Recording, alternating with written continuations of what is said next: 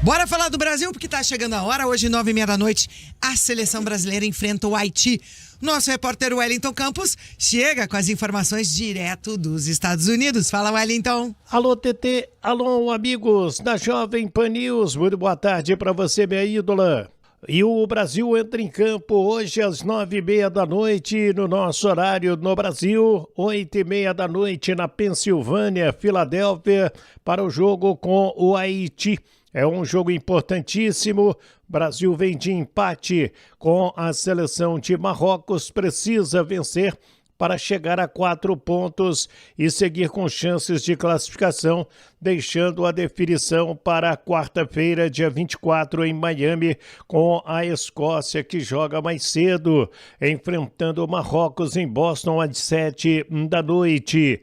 Neymar ficou na cidade de Morrison, trabalhando em 2 períodos, melhorando a parte técnica e física para jogar na quarta-feira.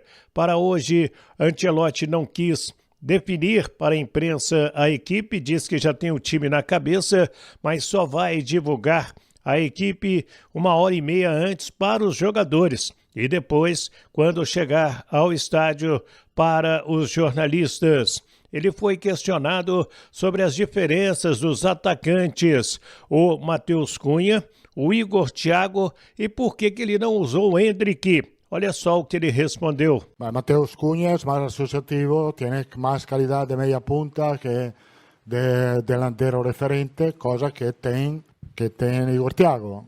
É um jogador referente na área, forte nos duelos, muito agressivo na recuperação da bola. Endrick no es ni uno ni otro.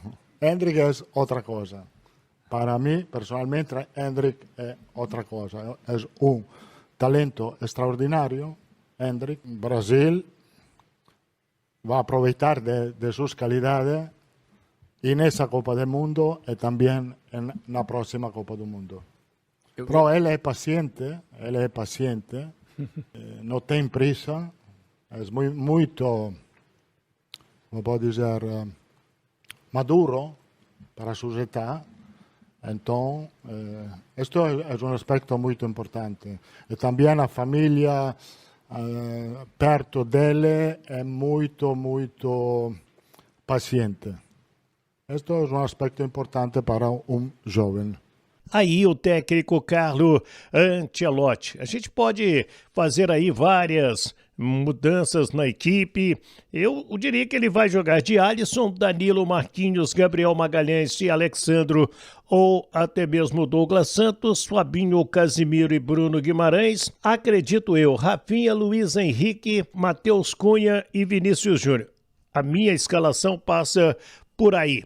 Outros companheiros estão arriscando outras escalações. É a seleção brasileira, portanto, para pegar a famosa seleção do Haiti. Logo mais, 9h30, só a vitória interessa. Hoje, como dizia o querido Francisco Horta, presidente eterno do Fluminense nos anos 70, é vencer ou vencer. Tá falado?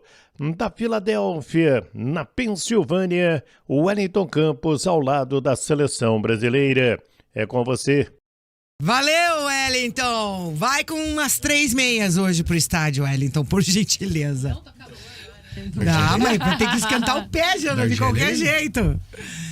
E aí, minha gente, mudanças à vista? O Ancelotti sendo liso quando perguntado sobre Endrick.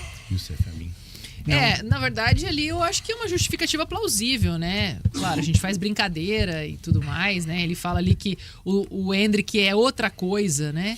Não é o Matheus Cunha, não é o Igor Thiago. São características diferentes, que ele até ressalta que o Igor Thiago, defendendo ali a escalação dele, é um cara de área, que vai muito bem nos duelos, né? É uma referência ali como centroavante. E no caso do Endrick, ele é outra coisa, ou seja, o talento extraordinário que precisa ser maturado, que precisa entrar no momento correto. Existe uma estratégia de jogo. Muitas vezes no jogo contra o Marrocos, o Brasil não tinha espaço para colocar o Endrick porque precisava também reforçar ali a marcação.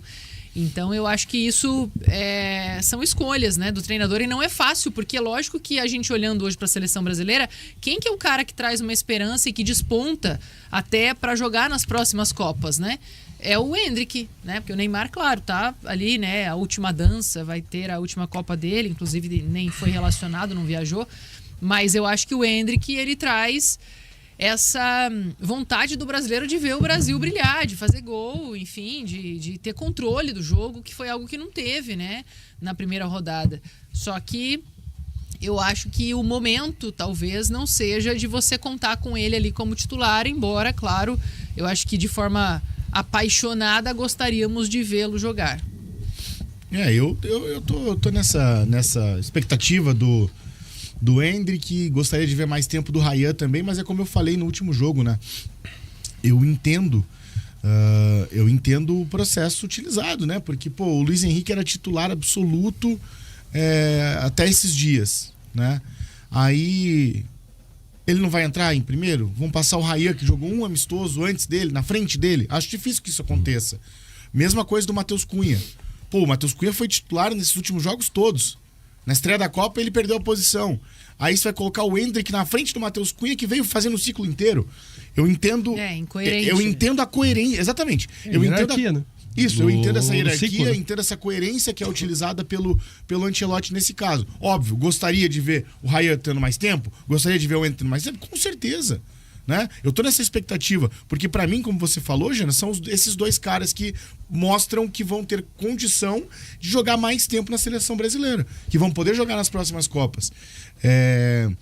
Mas eu acho que talvez, eu não sei se essa pressão popular vai interferir, não. Você acha que não? Eu gostaria de ver o Endrick, eu acho que talvez ele dê uma chance num jogo desse, até porque a tendência é que hoje seja um jogo bem mais tranquilo. Mas o que também chamou a atenção do Ancelotti no primeiro jogo, até por questão dessa hierarquia, ele colocar o Igor Thiago de titular já. Porque o Matheus Cunha era muito... Né, na verdade, ali a briga era Matheus Cunha e João Pedro. Né? Sim.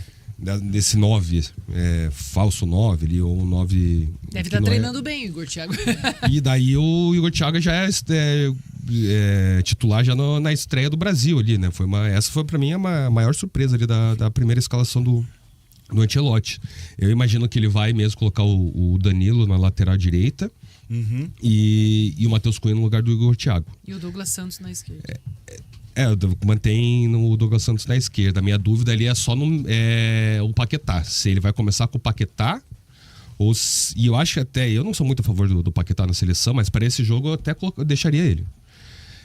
E a minha dúvida é se ele vai manter o Paquetá ou vai colocar alguém ali, ou um Danilo Santos ou um Luiz Henrique. Acho que essa para mim é a dúvida desse time de hoje. São 2 mudanças, possíveis 3.